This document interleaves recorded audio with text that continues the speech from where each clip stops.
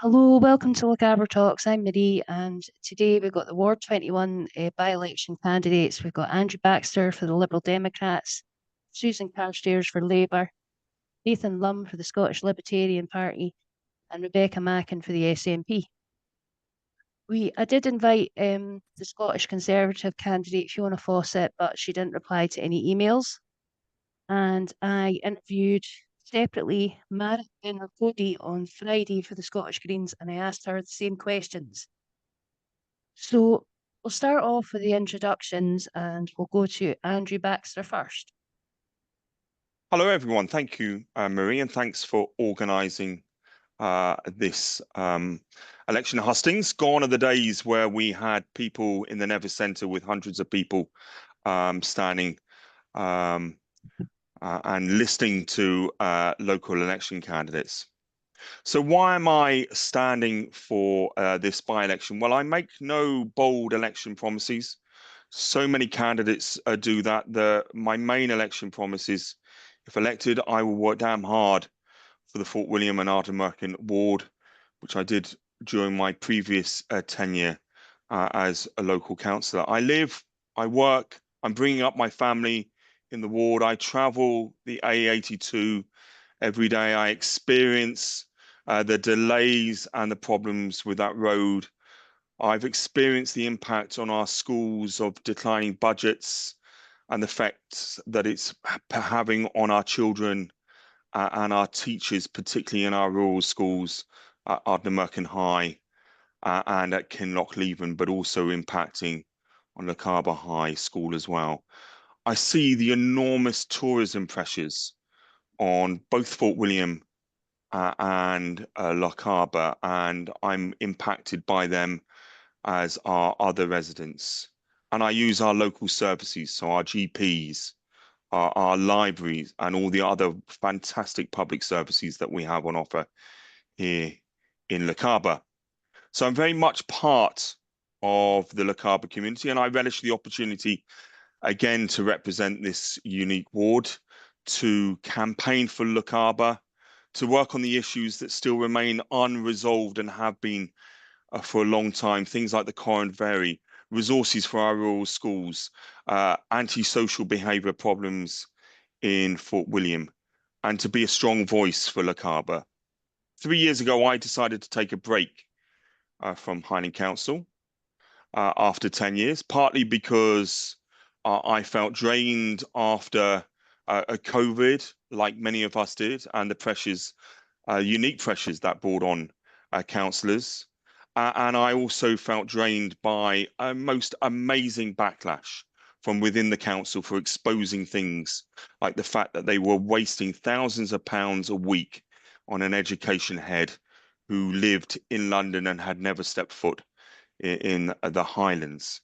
And that was not just a backlash from other councillors on the council, but also senior members of staff. But I'm refreshed, I'm ready to go. And if I'm fortunate enough to be elected on the 21st of November, I'm ready to start and ready to get my sleeves rolled up from day one. That's great. Thanks, Andrew. Next, we'll have Susan. Hi, good evening. I'm probably not going to take 3 minutes, but I'm just going to tell you very honestly, the main reason I'm standing is because I was really shocked at the last election when I live in the Cool and Malek ward, and it was uncontested because there weren't enough people standing. So all the people that put their names forward got appointed without an election, and I thought that was just awful. So we've got a Liberal and a Green member and a Tory who lives in Inverness. And being Labour, I'm not terribly keen on the Tories, but she's actually been the most active member. I was on the RSA Community Council for a few years, and she actually turned up and paid attention, took notice. So, I mean, I'm not here to promote the Tories, but I thought that was awful. And so I wanted us to have a Labour person on the ticket this time. I don't live in the Ward 21, but I live in the other ward. I've been living here for about 30 years. And like Andrew, I mean, these problems are life problems. You know, we've got friends and relations who need care in care homes. We've been through a terrible time at Mallaig with the care home closing, and a number of the ladies that were moved out have died since, and have not died in the best of circumstances. I mean, you know, obviously they went to places where people were trying to take good care of them, but taking them out of the village that they belonged in at that stage in their lives was a terrible act. And I'm very keen to do what I can to see that those services are enhanced in the local area. We should be building additional care homes, not closing them. So I'm a Labour Party member, and I have been for about 40 years. And I was an enthusiastic supporter of Jeremy Corbyn when he was in.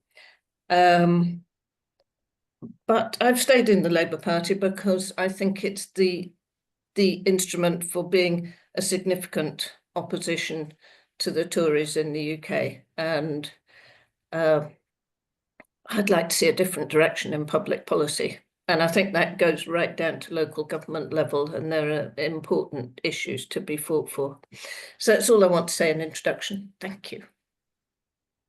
Great, thank you, Susan. Next we'll have Nathan. Hi folks, first of all, pleasure to be here. Thanks for having me. I'm Nathan Lumb, I'm the Scottish Libertarian candidate for this ward. A little bit about myself and why I'm running. So first and foremost, I was born and raised here in the Highlands, have grown here, have lived, worked, all the rest of it. So understand the sort of unique situation we have here in the Highlands and some of the difficulties we face as being quite a unique community and a unique part of the world, really. As I say, obviously running for the Scottish Libertarians, and much like Susan, it's because I believe that is the best way and the better direction of which, you know, the council and government need to go effectively. I don't have a lot to say as of right now. I'm not really sure about how to do these things, but yeah, there's like you know, everyone here is got the same thing. We all want to make a difference, and we feel that, you know, we have a way to do it. So that's what I'm here for. And as I say, if I was to be elected, I would certainly be moving, you know, closer or to the ward, you know, changing part-time, working as hard as I can to ensure that I would be trying to make sure people are heard and that the problems that are facing people are dealt with as best as I possibly could. Yeah. That's great, thank you, Nathan. Rebecca.